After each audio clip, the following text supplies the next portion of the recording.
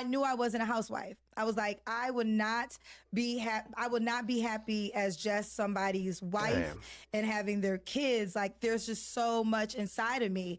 And I decided I'm going to pursue this career that Damn. has no guarantee. Like, Feminism. literally, radio is probably one of the most unreliable careers you can bet on. Yeah, I heard. But it was like I had to bet on me. And for a long time, I remember I used to think like, I used to be like, I chose my career over love. You The did. truth of the matter is, I didn't choose my career over love. I chose who I am. Like, this. No, no, no, no, no, no. She's trying to use so many words to make herself feel better. You know, so many times we do things, and then after some time down the road, we realize whatever we did, whatever choices we did, they were not the right ones, right? So we come up with all excuses to play victim, or so many excuses to make us feel better about the wrong decisions we did. Because there are so many career women who are married and they have kids. So are you saying they did the wrong thing and you the one who chose to choose your career over marriage, you did the right thing? You feel me? So if we have examples of ladies who are actually in their careers who have managed to be married and raise kids at the same time, how come you couldn't do it? And you claim he was a good man, so which means he was willing to understand where you, or maybe even work things out with you to see, you know, what you can do in forms of career. Because clearly the whole radio thing is not what you do currently. Currently you do content creation on YouTube. You feel me? But this just goes to show, man, she's a big influence. So imagine all the young ladies who are listening to her and currently they have good guys. They're gonna think, you know what, this is not for me, let me leave and be like Kendra and pursue my career. This is who I am, whether I was making $1 off it or not. This is who Kendra is. So why you say it had to be a choice though? Exactly. What changed? What Well, made it not work? So what happened? Okay, I'm in radio. I ended up getting a job in Philly. All right, you had So to I got relocate. so I got fired from this job in Chicago. So now I had to relocate to Philly, and we were already kind of rocky because we were discovering, like, at that time he was ready to like have children and get married, like, because he didn't want to be an old father, right? Yeah. And I was like, well, I'm not having your child until we get married. And so we were learning, like, okay, we don't really have the same alignment for life goals. And I knew if I took the job in Philly, it was a wrap. There was no way we were going to be able to survive another long distance relationship. And that's what happened. And I moved to Philly, and our relationship did not survive. How long y'all together from the day that y'all committed? We were in college. So we started in college, and then I want to say we met probably like my sophomore year in college. You know, you have, it's one of those, you together, then you're not together. Yeah. Then after, our engagement was like 3 years. Once we got engaged, it was like a 3-year process. So by this time, we really are just, because the thing is, he wasn't a bad guy and there wasn't like infidelity. It's different when you learn that, oh, I really love you, but we're just not on the same life plan. Yes. That's a harder, it's easy to leave a person if they cheat on you, Yep. if they're disrespectful. But when the love is real, but the life assignment isn't aligned, that's harder. So Honestly, I'm going to blame a little bit of feminism here, because feminism is what told them to choose their careers over marriage. But the issue I have with that is, look at what it's doing to the community. Look at what single parent households are causing to the community. You know, look at what it does to the kids. Because at the end of the day, now in her situation, she has no kids.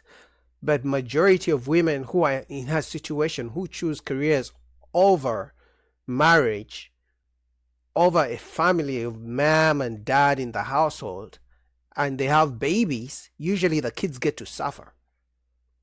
So you can choose. So in her, you know, I'll give her some grace. She chose a career over marriage and she has no babies. So that's good. You know, she can only suffer the consequences by herself. But so many other people have kids, and then the kids get to suffer the consequences of their decisions. but I had to go for what I know, right? And I took the job in Philly, and then that dissolved. And I remember I was really, really sad. But he ended up moving on.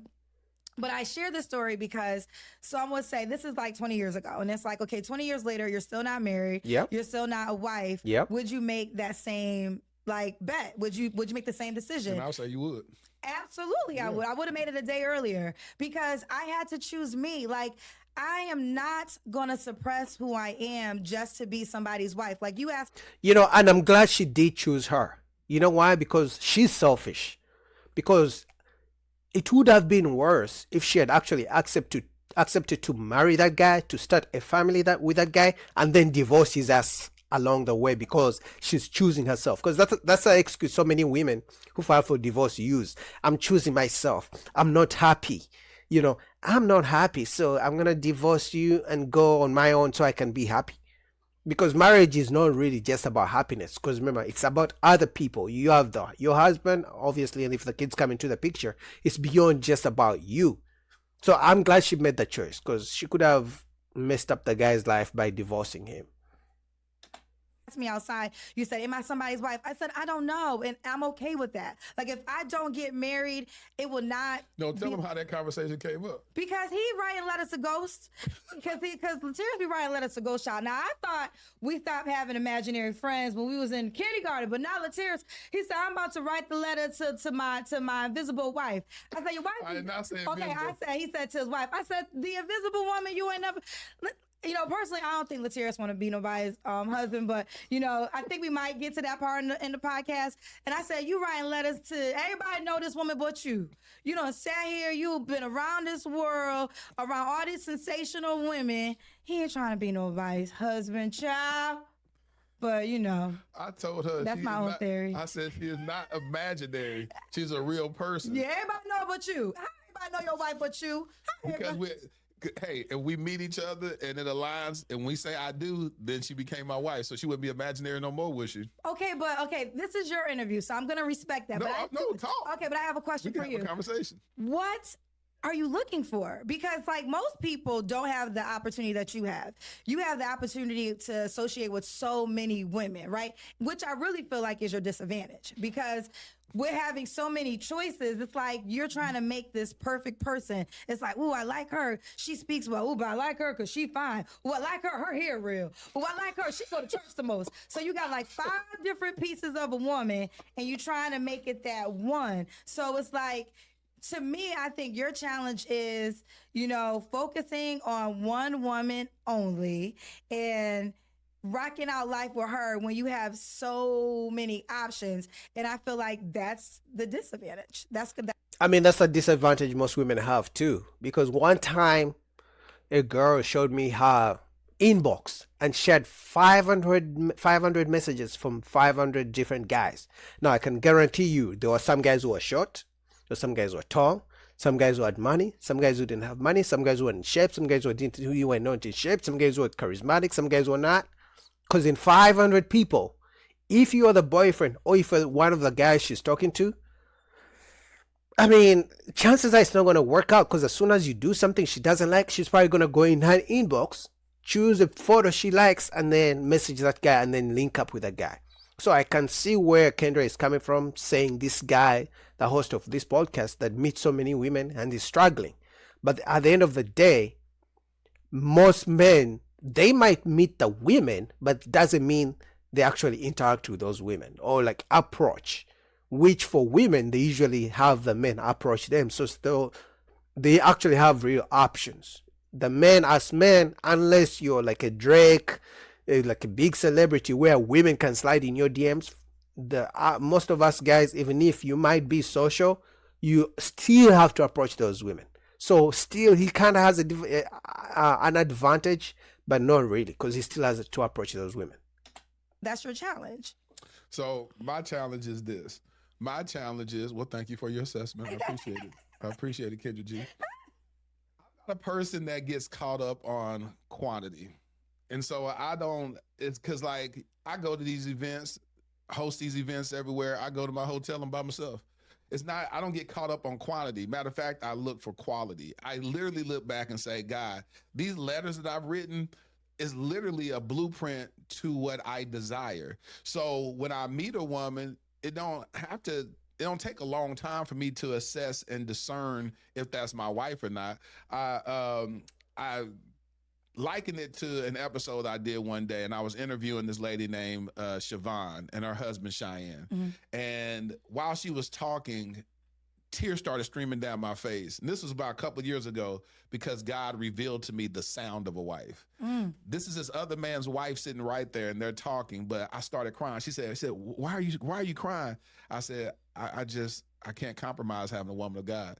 And then she said, you don't have to. What's wrong? Because in my mind, in that season, I said, maybe what I desire, I'm looking for too much. And too much was it was basic. It was just literally, I want a woman that has the heart posture of God. A woman that when I'm in my moments of weariness, when I'm in these moments where I'm trying to figure out the next move, that she'll be able to put her hand on my shoulder and say, babe, you got this, and begin to pray for me. And I think that's the minimum of what most guys are looking for. But because, just like Kendra did, she wanted to she wasn't happy. She wanted to be herself, so she left a good man. And that's why men like him, they are scared of things like that. So I can guarantee when he listens to Kendra's G's story of where she had a good man, but she left him because she wanted to choose a career, he's scared of meeting a woman and then she gets to leave him because of whatever dumb reason. So for him wanting a woman of God, I think most men who want women of God, they are hoping that the woman understands what God says about marriage, number one, but number two, that their faith in God will build their loyalty in the marriage, where it's so easy these days to file for divorce. Because you know how they say people get married in church in front of God and the pastor and every other person, but when it comes to divorce, there is no God in the divorce court, in the family court or divorce court. So she may be a woman of God, but as soon as she doesn't like something, she's gonna file for divorce, and there's definitely God is not coming down to save you. She wants to leave, and I think that's why he's struggling. But for me, I would say go to church. But even then, it's not guaranteed that when she's not happy, she won't file for divorce. Anyway, man, shout out to this gentleman right here. His podcast is Dear Future Wifey. I'll link down below the full conversation with Kendra G. I just wanted to react to that Kendra G segment.